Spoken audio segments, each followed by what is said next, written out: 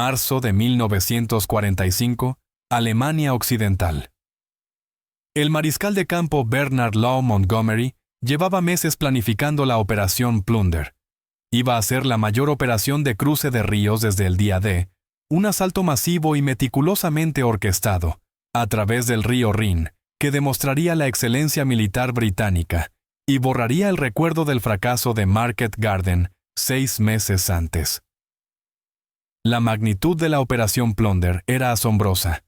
Más de 80,000 soldados británicos y canadienses participarían. 5,000 piezas de artillería habían sido emplazadas a lo largo de la orilla occidental del Rin, listas para lanzar un devastador bombardeo preparatorio. Los puentes de pontones habían sido prefabricados y dispuestos para un despliegue rápido. Tropas aerotransportadas caerían detrás de las líneas alemanas para asegurar posiciones clave y evitar que los refuerzos llegaran a los puntos de cruce. Montgomery había calculado cada detalle. Se habían establecido depósitos de suministro con inventarios precisos de munición, combustible, alimentos y material médico. Los ingenieros habían cartografiado el fondo del río en múltiples puntos de cruce, determinando las ubicaciones óptimas para la colocación de los puentes. Los oficiales de inteligencia habían analizado las posiciones defensivas alemanas y creado mapas detallados que mostraban nidos de ametralladoras, baterías de artillería y concentraciones de tropas. El calendario de la operación estaba fijado con la precisión de un reloj suizo. El bombardeo de artillería comenzaría exactamente a las 21:00 horas del 23 de marzo. Las lanchas de asalto de la infantería se lanzarían a las 21:30. La primera oleada establecería cabezas de puente en la orilla oriental. Los ingenieros comenzarían la construcción de los puentes a las 22:00 horas. Al amanecer del 24 de marzo, los blindados estarían cruzando hacia Alemania. Era la planificación militar en su máxima expresión. El tipo de enfoque metódico y exhaustivo que Montgomery creía que representaba el verdadero profesionalismo militar. Así era como debían librarse las guerras, con una preparación cuidadosa, una fuerza abrumadora y un riesgo mínimo. Montgomery incluso había invitado al primer ministro Winston Churchill a asistir y presenciar la operación. Churchill había aceptado con entusiasmo. Montgomery le prometió que la operación sería el momento culminante de la guerra, el golpe decisivo que haría añicos las defensas alemanas y abriría el camino hacia Berlín. Para Montgomery, la Operación Plunder era más que un simple cruce de río. Era una reivindicación. Tras el fracaso de Market Garden en septiembre de 1944, cuando su ambicioso plan para tomar los puentes sobre el Rin había terminado en desastre en Arnhem, Montgomery necesitaba un éxito claro e inequívoco. La Operación Plunder proporcionaría ese éxito. Demostraría que las fuerzas británicas, correctamente dirigidas y adecuadamente abastecidas, eran iguales a cualquier ejército del mundo. La confianza de Montgomery era absoluta. Tenía a los hombres, tenía el equipo, tenía el plan. Nada podía salir mal porque había eliminado todas las variables posibles mediante una preparación meticulosa. Pero aproximadamente 200 kilómetros al sur, otro general observaba el mismo río con ideas muy diferentes. El teniente general George S. Patton Jr., al mando del Tercer Ejército de Estados Unidos, había recibido órdenes del general Omar Bradley respecto al cruce del Rin.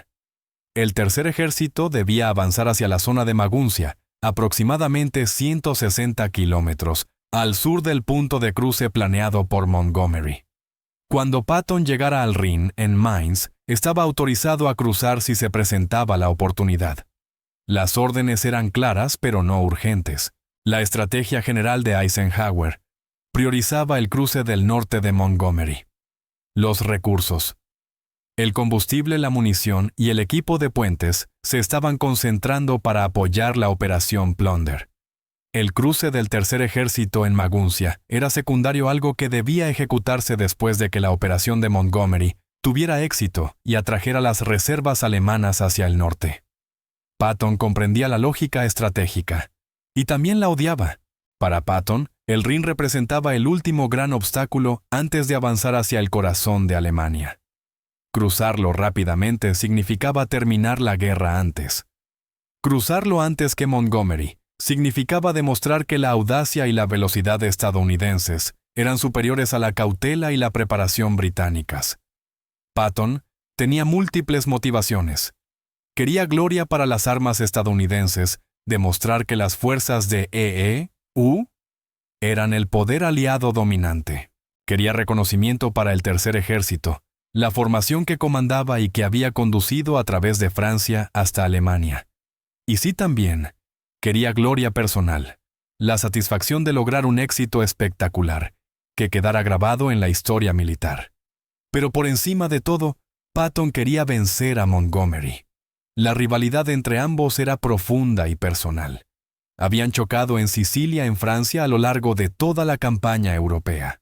Montgomery representaba todo lo que Patton despreciaba: la cautela, la planificación rígida, la obsesión por las batallas cuidadosamente preparadas en lugar de la explotación y la persecución.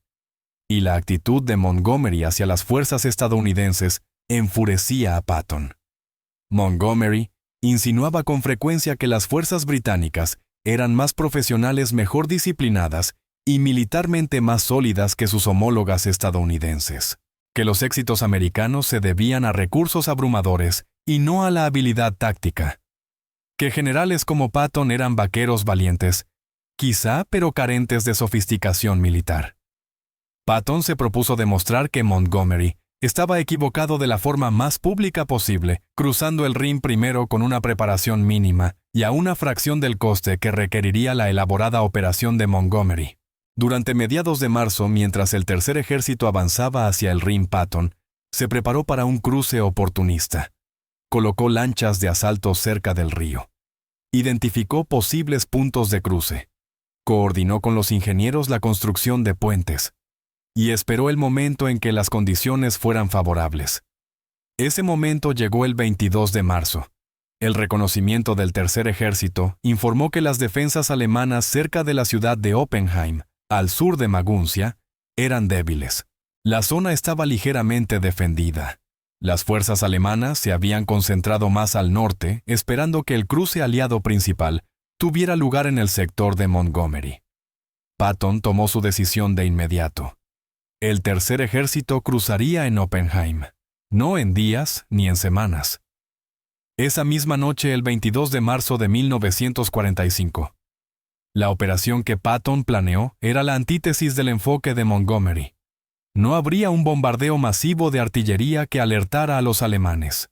No habría lanzamientos aerotransportados ni una coordinación elaborada entre fuerzas aéreas y terrestres.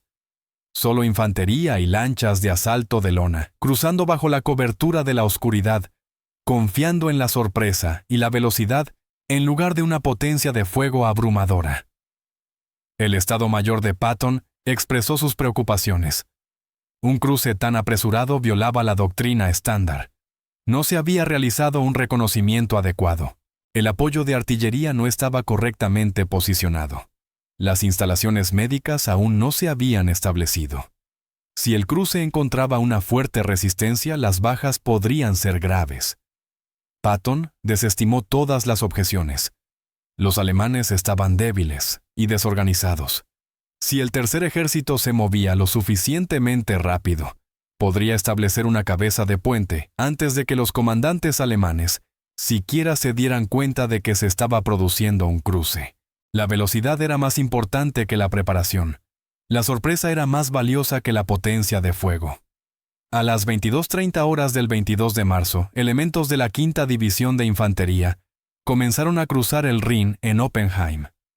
Lanchas de asalto de lona, cada una con aproximadamente 12 soldados, remaban en silencio a través del oscuro río. Las posiciones alemanas en la orilla oriental permanecían en silencio, sin reflectores, sin fuego de ametralladoras, sin artillería. Los alemanes fueron completamente sorprendidos. Muchos dormían. Otros se encontraban en áreas de retaguardia creyendo que la línea del frente era estable. Cuando los soldados estadounidenses emergieron de la oscuridad y asaltaron las posiciones alemanas, la resistencia se derrumbó casi de inmediato. Al amanecer del 23 de marzo, el tercer ejército tenía una sólida cabeza de puente en la orilla oriental del Rin. Los ingenieros ya estaban construyendo puentes de pontones. Los blindados se preparaban para cruzar y las bajas habían sido notablemente ligeras, menos de 34 soldados muertos o heridos en toda la operación. Patton lo había logrado. Había cruzado el Rin antes de lo previsto con una preparación mínima y a un coste insignificante. Era exactamente el tipo de operación audaz sobre la que había construido su reputación. Ahora solo necesitaba asegurarse de que el mundo se enterara, preferiblemente antes incluso de que comenzara la elaborada operación de Montgomery. 23 de marzo de 1945. Mañana. Cuartel General del Tercer Ejército Alemania. Patton estaba despierto antes del amanecer, supervisando los informes del cruce del Rin en Oppenheim. Las noticias eran extraordinariamente positivas. La cabeza de puente se estaba expandiendo. Los contraataques alemanes eran mínimos y desorganizados. Los ingenieros avanzaban rápidamente en la construcción de los puentes de pontones. En cuestión de horas los blindados estarían cruzando hacia el interior de Alemania. La operación había tenido éxito más allá incluso de las expectativas optimistas de Patton. Un río que la propaganda alemana había declarado inexpugnable, que la doctrina militar alemana afirmaba que solo podía cruzarse con una preparación masiva y una fuerza abrumadora, había sido atravesado por una sola división, utilizando lanchas de lona y el factor sorpresa. El primer impulso de Patton fue compartir la noticia de inmediato, contactar a Bradley, informar a Eisenhower, asegurarse de que todos supieran que el tercer ejército había logrado lo que los planificadores decían que requeriría semanas de preparación. Pero Patton también comprendía que el momento era crucial. Si anunciaba el cruce demasiado pronto, el alto mando podría ordenarle detenerse, consolidar posiciones, esperar la coordinación con otras operaciones. Era mejor establecer primero hechos sobre el terreno, llevar suficientes fuerzas al otro lado del Rin, para que cualquier orden de retirada resultara impracticable, crear una situación en la que el éxito del cruce hiciera inútil cualquier debate posterior. A media mañana del 23 de marzo, 2 regimientos de la 5ª División de Infantería ya habían cruzado el Rin. La cabeza de puente tenía aproximadamente 5 kilómetros de profundidad y seguía expandiéndose. Las fuerzas alemanas en el sector se retiraban o se rendían. El tercer ejército no solo había cruzado el Rin, estaba avanzando dentro de Alemania con una resistencia mínima. Patton decidió que había llegado el momento de informar a Bradley. Realizó una llamada al cuartel general del 12 Grupo de Ejércitos. Cuando Bradley se puso al teléfono, el tono de Patton fue deliberadamente casual, como si informara de operaciones rutinarias y no de un logro histórico. Patton informó a Bradley de que el tercer ejército había cruzado el Rin. La cabeza de puente en Oppenheim era segura. 2 divisiones estarían al otro lado antes del anochecer. Las bajas habían sido insignificantes. La reacción de Bradley fue de sorpresa absoluta. No había autorizado un cruce en Oppenheim. El tercer ejército debía cruzar en Maguncia, no en Oppenheim, y desde luego no sin coordinación con el alto mando. Patton explicó que la oportunidad se había presentado. Las defensas alemanas eran débiles. Esperar una autorización formal habría permitido a los alemanes reforzarse, así que había actuado por iniciativa propia. Bradley se encontró dividido entre la irritación por la insubordinación de Patton y la admiración por los resultados. El tercer ejército había logrado en una sola noche lo que la planificación convencional sugería que llevaría semanas. La barrera del Rin, la última gran línea defensiva de Alemania, había sido quebrada con menos bajas que las de un día típico de operaciones rutinarias. Bradley tomó una decisión pragmática. El cruce ya se había realizado. Ordenar a Patton que se retirara sería inútil y desperdiciaría la oportunidad creada. Era mejor apoyar la operación y explotar el éxito. Pero Patton no se conformó con informar únicamente a Bradley. Al anochecer del 23 de marzo, cuando las fuerzas alemanas comenzaron a responder al cruce de Oppenheim, con fuego de artillería y ataques de la Luftwaffe contra los puentes de pontones, Patton volvió a llamar a Bradley. Esta vez su tono fue urgente y enfático. Exigió que Bradley hiciera pública la noticia del cruce de inmediato. Patton quería que el mundo supiera que el Tercer Ejército había cruzado el Rin antes incluso de que comenzara la operación Plunder de Montgomery. El razonamiento de Patton era transparente. Montgomery llevaba meses preparando su cruce del Rin. La operación estaba programada para comenzar esa misma noche en cuestión de horas. Montgomery había invitado a Churchill a presenciarla. Los periódicos británicos y estadounidenses estaban listos para cubrirla extensamente como el avance decisivo de la campaña europea. Y Patton quería arrebatarle completamente el protagonismo a Montgomery. Quería titulares anunciando que un ejército estadounidense ya había cruzado el Rin antes de que comenzara la operación británica. Quería que la operación meticulosamente planificada de Montgomery quedara eclipsada por el éxito improvisado del Tercer Ejército. Bradley comprendía perfectamente lo que Patton estaba haciendo. Era mezquino, competitivo y políticamente motivado. Enfurecería a Montgomery y crearía tensiones dentro de la estructura de mando aliada. Eisenhower se molestaría al ver que Patton buscaba protagonismo en lugar de mantener una cooperación profesional. Pero Bradley también entendía que Patton tenía razón en cuanto a la importancia estratégica. El cruce del Tercer Ejército demostraba que el Rin podía ser superado de forma rápida y económica, que una preparación elaborada no siempre era necesaria, que las fuerzas estadounidenses podían lograr resultados mediante la velocidad y la audacia que a las fuerzas británicas les requerían meses de planificación. Bradley autorizó la difusión de la noticia a la prensa. El anuncio fue programado deliberadamente lo suficientemente tarde como para que Montgomery no pudiera acelerar su operación, pero lo bastante temprano como para que los periódicos estadounidenses publicaran la historia antes de que la prensa británica informara sobre la operación Plunder. La noticia llegó a Montgomery a las 11:20 horas del 23 de marzo, apenas 13 horas antes de que la operación Plunder estuviera programada para comenzar. Montgomery se encontraba en su cuartel general avanzado, realizando las revisiones finales de los planes operativos, cuando un ayudante le entregó el informe de que el Tercer Ejército había cruzado el Rin en Oppenheim. La reacción inmediata de Montgomery, registrada por múltiples testigos, fue fría y desdeñosa. Reconoció que Patton había cruzado el Rin. Lo calificó como algo muy estadounidense, impulsivo, apresurado, carente de una planificación adecuada. Luego afirmó que la operación Plunder seguiría adelante según lo previsto y que demostraría la diferencia entre cruzar un río y llevar a cabo una verdadera operación militar. La declaración revelaba la perspectiva de Montgomery. El cruce de Patton en Oppenheim era a su juicio una incursión o un reconocimiento en fuerza, no una operación militar genuina. Carecía de la escala, la preparación y la planificación integral que caracterizaban a las empresas militares serias. La operación Plunder, en cambio, sería un ejemplo de manual de cómo debían ejecutarse las operaciones modernas de armas combinadas.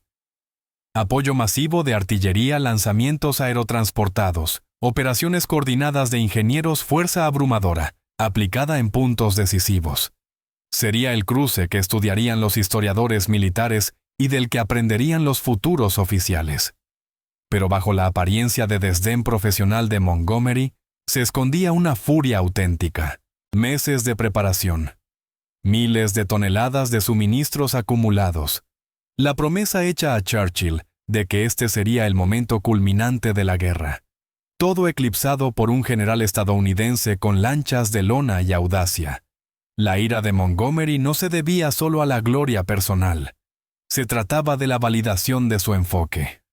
Montgomery creía que las guerras se ganaban mediante una planificación cuidadosa y una ejecución metódica. Patton creía que las guerras se ganaban mediante la velocidad, la agresividad y la explotación de las oportunidades. El cruce del Rin sería citado durante décadas como prueba a favor de una u otra perspectiva. Y Patton acababa de anotar un punto decisivo en ese debate al cruzar primero más rápido y a menor coste de lo que lograría la elaborada operación de Montgomery. Durante las siguientes 48 horas, el contraste entre ambos cruces se volvió aún más marcado. La operación Plunder se desarrolló exactamente según lo planeado. El bombardeo de artillería comenzó a tiempo. La infantería cruzó en lanchas de asalto. Los ingenieros construyeron los puentes. Las fuerzas aerotransportadas descendieron detrás de las líneas alemanas. La operación se ejecutó con precisión y profesionalismo, pero también fue costosa.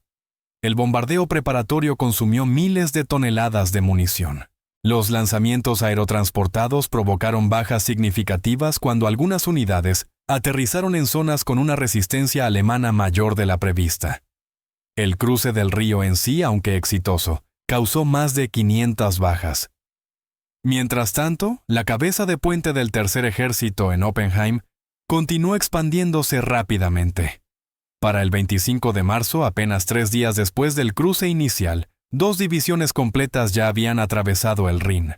El Tercer Ejército avanzaba hacia el este con una resistencia mínima y las bajas totales seguían por debajo de 100. Las estadísticas operativas contaban una historia contundente.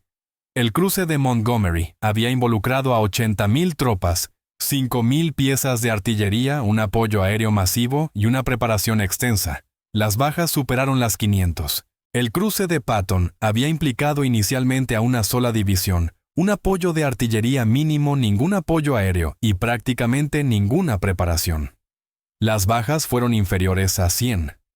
La cobertura periodística reflejó este contraste. Los periódicos estadounidenses publicaron titulares celebrando el logro espectacular del Tercer Ejército. Los periódicos británicos cubrieron ampliamente la Operación Plunder, pero no pudieron ignorar que los estadounidenses habían cruzado primero.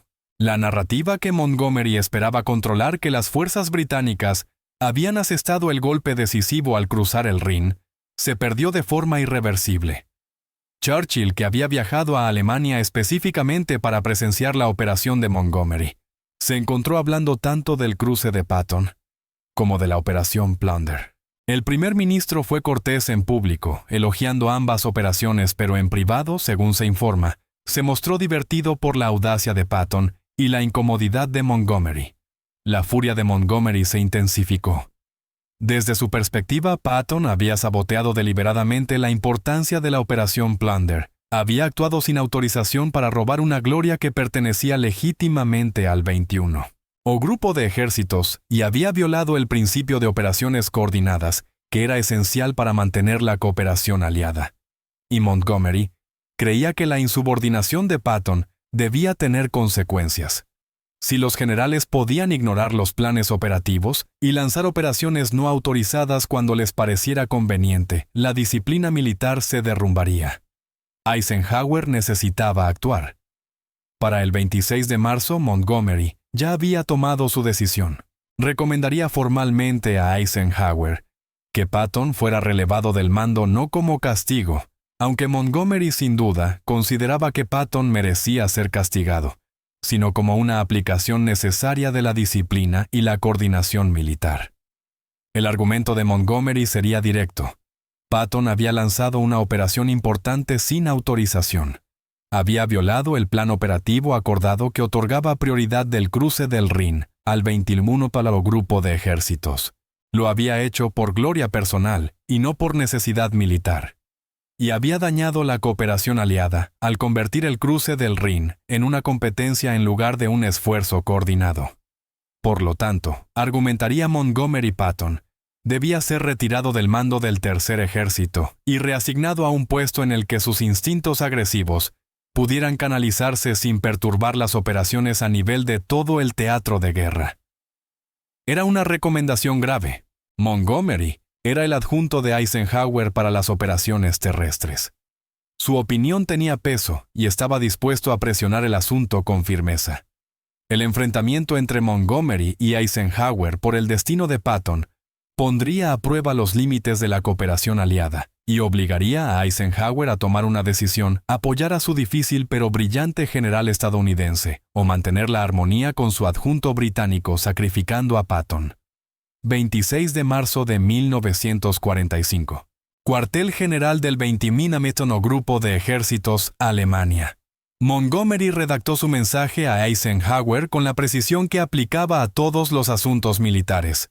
La comunicación sería formal, profesional e inequívoca. expondría el caso para relevar a Patton del mando basándose en la disciplina militar y no en animosidad personal. El argumento central era simple. Patton había lanzado una gran operación de cruce de río sin autorización del Cuartel General Supremo de las Fuerzas Expedicionarias Aliadas. Las órdenes del Tercer Ejército eran avanzar hasta Maguncia y prepararse para un cruce en ese punto cuando fuera autorizado. En cambio, Patton había cruzado en Oppenheim en un lugar completamente distinto, y lo había hecho varios días antes de cualquier calendario aprobado. No se trataba de una desviación menor de las órdenes. Era una violación fundamental del principio de que las operaciones deben coordinarse a través de los canales de mando adecuados. Si cada comandante de ejército se sintiera libre de lanzar operaciones basándose en oportunidades percibidas, en lugar de planes coordinados, toda la estructura de mando aliada se volvería disfuncional. El mensaje de Montgomery subrayaba que esto no tenía que ver con el éxito o el fracaso de la operación de Patton. El cruce del Rin en Oppenheim había tenido éxito. Montgomery lo reconocía claramente. Pero el éxito no justificaba retroactivamente la insubordinación. La disciplina militar exigía consecuencias por la violación de órdenes independientemente de los resultados. El mensaje también abordaba el impacto en la cooperación aliada. Montgomery señaló que los recursos, el equipo de puentes, la artillería, la munición y el apoyo aéreo habían sido asignados para apoyar la operación Plunder, bajo el entendimiento de que sería la principal operación de cruce del Rin, a finales de marzo. El cruce no autorizado de Patton había alterado esa asignación de recursos y complicado la coordinación entre las fuerzas británicas y estadounidenses. Además, Montgomery argumentó que el comportamiento de Patton formaba parte de un patrón. A lo largo de la campaña europea, Patton había sobrepasado límites, repetidamente interpretado órdenes de forma creativa y priorizado la gloria personal sobre las operaciones coordinadas. En Sicilia, en Francia y ahora en Alemania, Patton había demostrado que valoraba la independencia por encima de la cooperación. La conclusión de Montgomery fue directa. El general Patton debía ser relevado del mando del Tercer Ejército no como castigo en sí, sino como reconocimiento de que su estilo de mando era incompatible con las exigencias de la guerra de coalición. Los talentos de Patton podían utilizarse en un puesto donde sus instintos agresivos fueran un activo y no una responsabilidad, quizá, al mando de fuerzas de ocupación o en la planificación de futuras operaciones, pero no debía comandar un ejército de campaña en el que la coordinación con fuerzas aliadas fuera esencial. El mensaje fue enviado a través de canales seguros al cuartel general del SHAEF el 26 de marzo. Montgomery lo marcó como un asunto que requería la atención y respuesta personales de Eisenhower. Montgomery estaba convencido de que su argumento era sólido. Había planteado el problema en términos de disciplina militar y coordinación operativa más que de rivalidad personal. Había reconocido el éxito táctico de Patton, al tiempo que mantenía que el éxito no excusaba la insubordinación. Y había presentado la recomendación como necesaria para mantener la cooperación aliada, un argumento que resonaría con Eisenhower, quien había pasado años gestionando la política de coalición. Pero Montgomery también sabía que estaba asumiendo un riesgo. Eisenhower podía no apoyar la destitución de Patton. La opinión pública estadounidense favorecía fuertemente a Patton. Era visto como un general agresivo y victorioso que obtenía resultados. Relevarlo sería políticamente controvertido en Estados Unidos. Aún así, Montgomery creía que el principio era más importante que la política. Si Eisenhower quería mantener un mando y control efectivos sobre las fuerzas aliadas, necesitaba hacer cumplir la disciplina. Y eso significaba consecuencias para los generales que actuaban de forma independiente, en lugar de coordinada. Mientras el mensaje de Montgomery viajaba hacia el cuartel general del SHAEF, la situación estratégica continuaba evolucionando rápidamente. La cabeza de puente del Tercer Ejército en Oppenheim tenía ahora 15 kilómetros de profundidad. 2 divisiones completas habían cruzado el Rin y avanzaban hacia el este. Patton ya había comenzado a planear la siguiente fase, un avance rápido hacia Frankfurt, y luego más profundamente dentro de Alemania. La operación Plunder también avanzaba con éxito. Para el 26 de marzo, las fuerzas británicas y canadienses habían establecido sólidas cabezas de puente y se expandían hacia el este. La operación estaba cumpliendo todos sus objetivos, aunque a un coste mayor que el cruce de Patton. Pero la narrativa ya estaba establecida. La cobertura periodística se centraba en el cruce dramático de Patton, como el momento decisivo del avance. La operación Plunder se presentaba como una operación de seguimiento importante y exitosa, pero no como el golpe decisivo que Montgomery había pretendido que fuera. Esta narrativa enfureció a Montgomery no solo por el orgullo herido, sino porque creía que era estratégicamente engañosa. El cruce de Patton en Oppenheim había sido tácticamente brillante pero estratégicamente secundario. El golpe decisivo contra las defensas alemanas estaba siendo asestado por el 21, o grupo de ejércitos en el norte donde se concentraban las reservas alemanas, y donde el avance conduciría directamente a la región industrial del Ruhr, el corazón económico de Alemania. Pero los periódicos no informaban con análisis estratégicos matizados. Informaban historias dramáticas. Y Patton cruzando el Rin en lanchas de lona era una historia mejor que la operación metódica de Montgomery.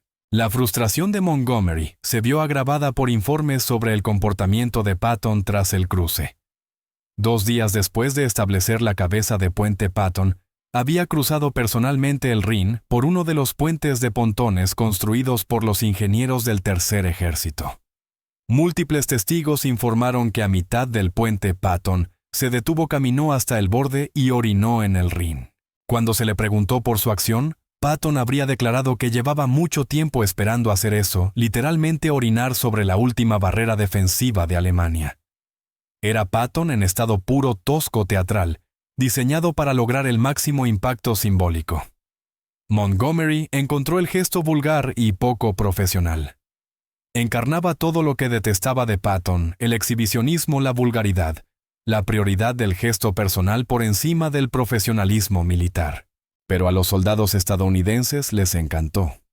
La historia se propagó rápidamente por el Tercer Ejército y luego por todas las fuerzas estadounidenses en Europa. Se convirtió en leyenda Patton literalmente orinando sobre la Alemania de Hitler, mostrando desprecio por las defensas enemigas y por la capacidad militar alemana. El contraste entre Montgomery y Patton no podía ser más marcado. Montgomery hacía la guerra como una partida de ajedrez, movimientos cuidadosamente planificados, riesgos calculados, énfasis en la posición y los recursos. Patton hacía la guerra como una carga de caballería, velocidad, agresividad, gestos dramáticos, énfasis en la moral y el impulso. Ninguno de los dos enfoques era inherentemente superior. Ambos tenían fortalezas y debilidades, pero eran filosofías de mando fundamentalmente incompatibles. Y el cruce del Rin se había convertido en un referéndum sobre cuál enfoque era más eficaz. Desde la perspectiva de Montgomery, la respuesta debía ser obvia. Su operación había implicado una planificación adecuada, una preparación suficiente y una ejecución coordinada. Había alcanzado todos los objetivos con bajas aceptables. Así es como debían conducirse las operaciones militares modernas. Pero desde la perspectiva pública y cada vez más desde la perspectiva militar, el enfoque de Patton había ganado. Había cruzado más rápido, más barato y de manera más dramática. Había demostrado que la velocidad y la audacia podían lograr resultados que una planificación elaborada no podía igualar. El mensaje de Montgomery llegó al cuartel general de Eisenhower la noche del 26 de marzo. Estaba marcado como urgente y solo para los ojos del comandante supremo. Los oficiales del Estado Mayor reconocieron su sensibilidad y se aseguraron de que se entregara personalmente a Eisenhower. Eisenhower leyó la recomendación de Montgomery de relevar a Patton del mando. Leyó los argumentos sobre disciplina militar y coordinación. Leyó las referencias al patrón de acciones independientes de Patton y su desprecio por los canales adecuados. Y Eisenhower se enfrentó exactamente al dilema que Montgomery había anticipado. Debía apoyar las preocupaciones legítimas de Montgomery sobre la disciplina militar, O debía proteger a Patton, cuyos resultados eran innegables, aunque sus métodos fueran problemáticos. La decisión definiría el enfoque de Eisenhower para manejar a su subordinado más difícil y al mismo tiempo más efectivo. También enviaría un mensaje sobre qué importaba más en los últimos meses de la guerra: la cooperación y la coordinación o los resultados y la velocidad. Eisenhower no respondió al mensaje de Montgomery de inmediato. Necesitaba pensar cuidadosamente su respuesta, considerar las implicaciones militares, las ramificaciones políticas y las relaciones personales involucradas. Pero Eisenhower también sabía que decidiera lo que decidiera alguien, se enfurecería. Si relevaba a Patton, las fuerzas estadounidenses lo verían como una capitulación ante la presión británica y un favoritismo hacia Montgomery. Si se negaba a relevar a Patton, Montgomery lo vería como tolerancia a la insubordinación y favoritismo hacia los estadounidenses. No había una decisión que satisficiera a todos. Eisenhower tendría que elegir qué principio importaba más y aceptar las consecuencias de esa elección. Y en privado Eisenhower ya había empezado a formar su conclusión, porque sabía algo sobre Patton que quizá Montgomery no apreciaba del todo. Patton no era solo un comandante táctico talentoso, era un multiplicador de fuerza, un general cuya presencia y personalidad impulsaban a los soldados a lograr cosas que no creían posibles. El cruce del Rin en Oppenheim ejemplificaba esto. Ningún otro general estadounidense habría intentado una operación así con tan poca preparación. Ningún otro general habría tenido éxito con tan pocas bajas. Patton lo había logrado porque creía que era posible y sus soldados creían en él. ¿Podía Eisenhower permitirse perder eso, especialmente ahora en los últimos meses de la guerra, cuando una persecución agresiva de las fuerzas alemanas en retirada podía terminar el conflicto rápidamente? La respuesta de Eisenhower empezaba a cristalizarse, y era una respuesta que a Montgomery no le gustaría. 27 de marzo de 1945. Cuartel General del Chef Reims, Francia. Eisenhower estaba sentado en su escritorio con el mensaje de Montgomery delante. Lo había leído varias veces considerando los argumentos desde todos los ángulos. La recomendación era seria y estaba presentada formalmente. Exigía una respuesta sustancial. La posición de Eisenhower como comandante supremo de las fuerzas expedicionarias aliadas le exigía equilibrar constantemente demandas contrapuestas: eficacia militar, sensibilidad política, cooperación aliada, intereses nacionales y relaciones personales. Cada decisión implicaba concesiones y cada concesión generaba descontento en algún lugar. La cuestión de Patton ejemplificaba perfectamente estas demandas en conflicto. Los argumentos de Montgomery eran legítimos. Patton había operado fuera de los parámetros autorizados. Había lanzado una operación importante sin coordinarla a través de los canales adecuados. Sus acciones habían complicado la asignación de recursos y perturbado operaciones planificadas. Estas eran preocupaciones reales. Las organizaciones militares requieren disciplina y coordinación para funcionar eficazmente. Los comandantes que actúan de manera independiente, basándose en su propio juicio en lugar de planes coordinados, generan caos. Si el comportamiento de Patton se aceptaba sin consecuencias, otros comandantes podrían concluir que ellos también podían ignorar las directivas cuando les resultara conveniente. Pero Eisenhower también tenía que considerar los resultados. El cruce del Rin por parte de Patton había logrado en una sola noche lo que la planificación convencional sugería que llevaría semanas. El Tercer Ejército había roto la última gran línea defensiva de Alemania con bajas mínimas, y ahora avanzaba rápidamente en territorio alemán. El impacto estratégico era significativo y favorable. Además, Eisenhower comprendía algo de Patton que era difícil de expresar en un lenguaje militar formal. Patton tenía una capacidad casi sobrenatural para evaluar situaciones en el campo de batalla y explotar oportunidades que comandantes más cautelosos pasarían por alto. Sus instintos eran extraordinariamente precisos, su sentido del momento impecable. Su disposición a asumir riesgos calculados producía resultados que los enfoques metódicos no podían igualar. Esta capacidad tenía un costo. Patton era difícil de manejar. Se resistía a las restricciones, priorizaba la independencia sobre la coordinación, medía el éxito en términos de terreno ganado y enemigos destruidos más que en el cumplimiento de los planes. Trabajar con Patton requería vigilancia constante e intervenciones frecuentes. Pero Eisenhower llevaba años gestionándolo en el norte de África, en Sicilia, a través de Francia y ahora en Alemania. Había aprendido a canalizar de forma productiva los instintos agresivos de Patton, al tiempo que evitaba que esos instintos provocaran desastres. Era agotador y frustrante, pero también era eficaz. La cuestión ahora era si los beneficios de mantener a Patton en el mando superaban los costos de su insubordinación.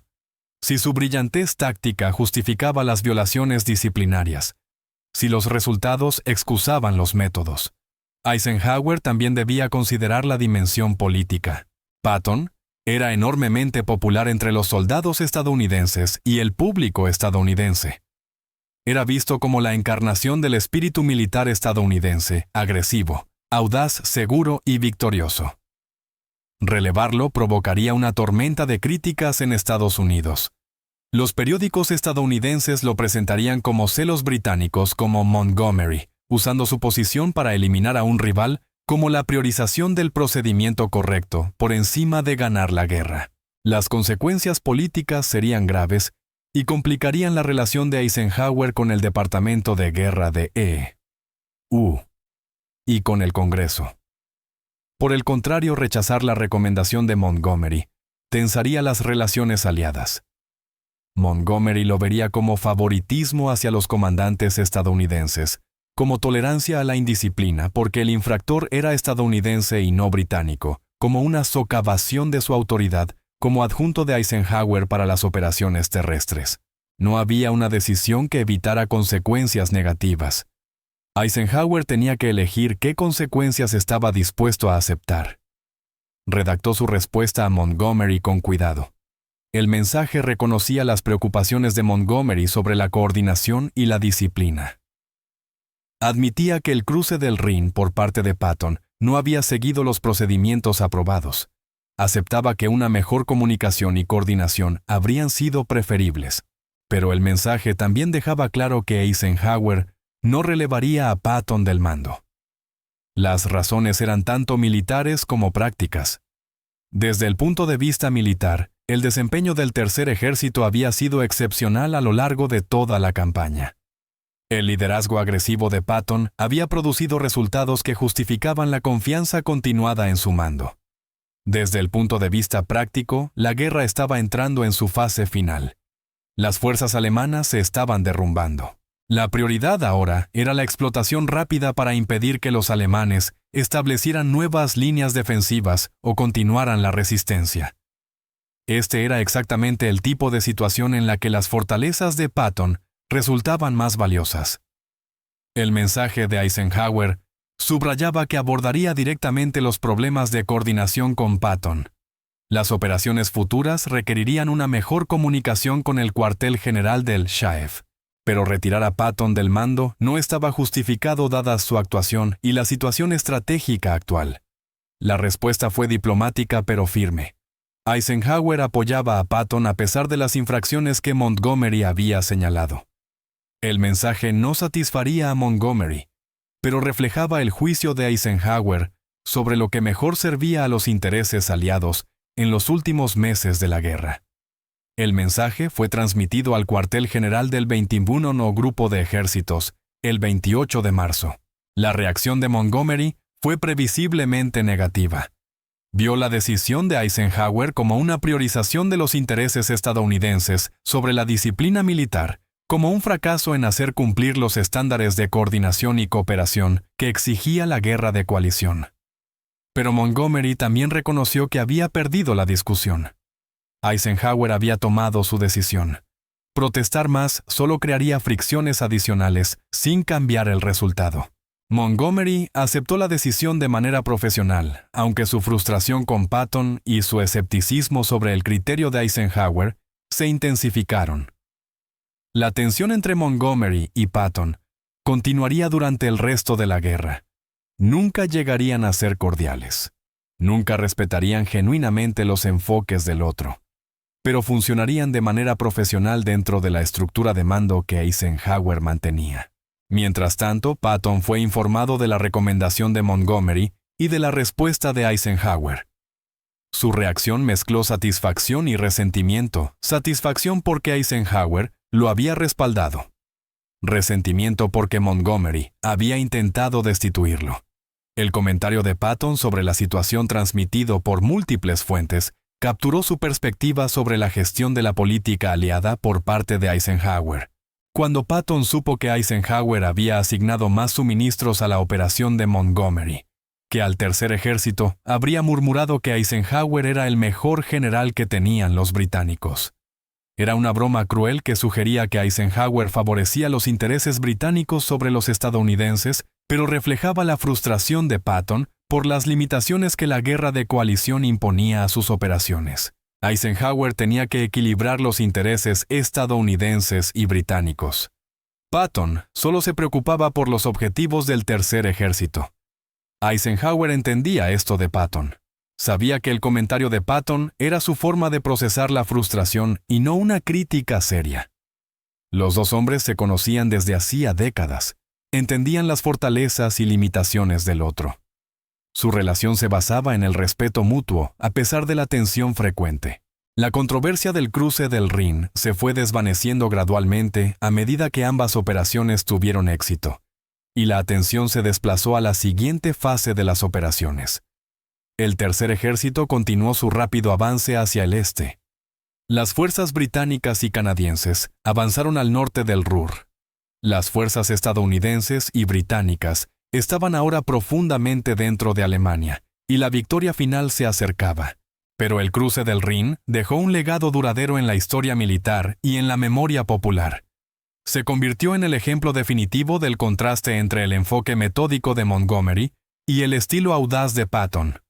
Los historiadores militares debatirían durante décadas cuál enfoque era más eficaz. La comparación estadística era contundente. La operación Plunder de Montgomery involucró a 80,000 tropas, 5,000 piezas de artillería, un amplio apoyo aéreo y meses de preparación. Logró todos sus objetivos, pero costó más de 500 bajas. El cruce de Patton en Oppenheim involucró inicialmente a una sola división, un apoyo de fuego mínimo, ninguna preparación, y costó menos de 100 bajas. Las cifras sugerían que el enfoque de Patton había sido más eficiente, pero la eficiencia no era la única medida de las operaciones militares. El cruce de Montgomery tenía objetivos estratégicos que iban más allá de simplemente atravesar el río. Estaba diseñado para atraer a las reservas alemanas y permitir una ruptura masiva. El cruce de Patton fue una explotación oportunista de defensas enemigas débiles. Ambos enfoques tenían valor. Ambos alcanzaron objetivos importantes. Pero la percepción pública era clara. Patton había ganado la carrera para cruzar el Rin y lo había hecho de manera espectacular. La imagen de Patton orinando en el Rin se volvió legendaria. Era burda y teatral, pero capturaba algo esencial de la personalidad de Patton y de su enfoque de la guerra. Mostraba desprecio por obstáculos que otros consideraban formidables. Reducía la última gran barrera defensiva de Alemania a algo sobre lo que literalmente podía orinar. A los soldados estadounidenses les encantó el gesto porque expresaba lo que ellos sentían, que las defensas alemanas ya no intimidaban, que la victoria era inevitable, que el enemigo que en 1944 había parecido tan poderoso, ahora estaba derrotado y desmoralizado. Montgomery encontró el gesto vulgar y poco profesional. Pero Montgomery y Patton tenían concepciones fundamentalmente distintas de lo que significaba el profesionalismo militar. Montgomery valoraba la planificación, la coordinación y el apego a los procedimientos establecidos. Patton valoraba los resultados, la velocidad y los gestos que elevaban la moral. Ninguno estaba equivocado. Simplemente eran comandantes diferentes con fortalezas distintas, operando en contextos distintos. Montgomery sobresalía en batallas cuidadosamente preparadas donde podían concentrarse la preparación y los recursos. Patton sobresalía en la explotación y la persecución donde la velocidad y la agresividad eran primordiales. El genio de Eisenhower fue reconocer estas diferencias y utilizar eficazmente a ambos comandantes. Asignó a Montgomery la responsabilidad de operaciones que requerían planificación cuidadosa y coordinación. Asignó a Patton la responsabilidad de operaciones que requerían velocidad y audacia, y gestionó los conflictos inevitables entre ambos, para evitar que socavaran la campaña en su conjunto. El episodio del cruce del Rin demostró perfectamente el enfoque de Eisenhower.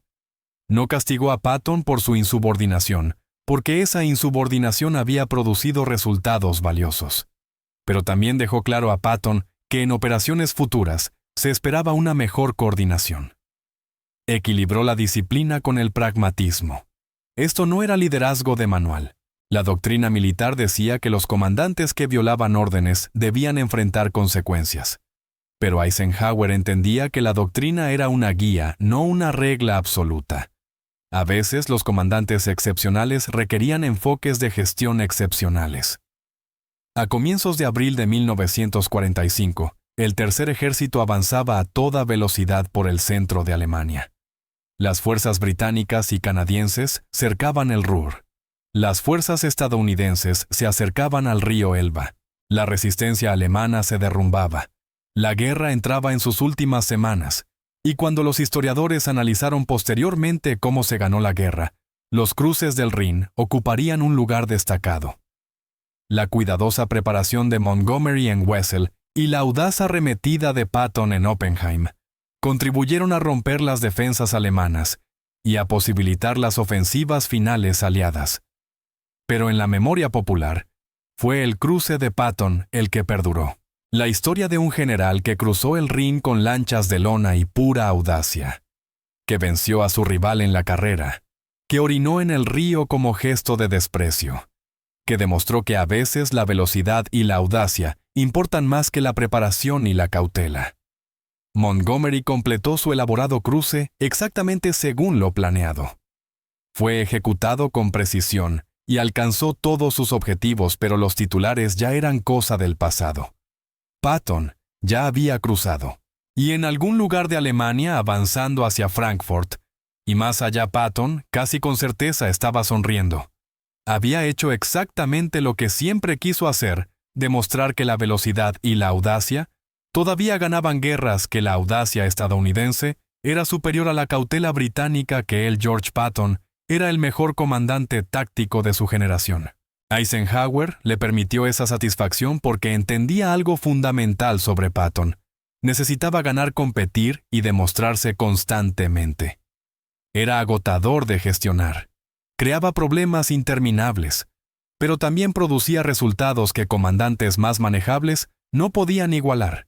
Así que Eisenhower mantuvo a Patton en el mando. Gestionó su ego, canalizó su agresividad, toleró su insubordinación cuando producía victorias, y afrontó las consecuencias políticas de tener a un subordinado brillante, difícil y absolutamente esencial para ganar la guerra. La controversia del cruce del Rin no terminó con una resolución clara, sino con una aceptación práctica. Montgomery creía que Patton debía haber sido relevado. Patton creía que Montgomery era celoso y obsoleto. Eisenhower creía que ambos tenían valor y los gestionó en consecuencia. Y la guerra continuó avanzando a toda velocidad hacia su conclusión con dos generales muy distintos, demostrando que había más de una manera de ganar batallas, aunque nunca pudieran ponerse de acuerdo sobre cuál era la mejor.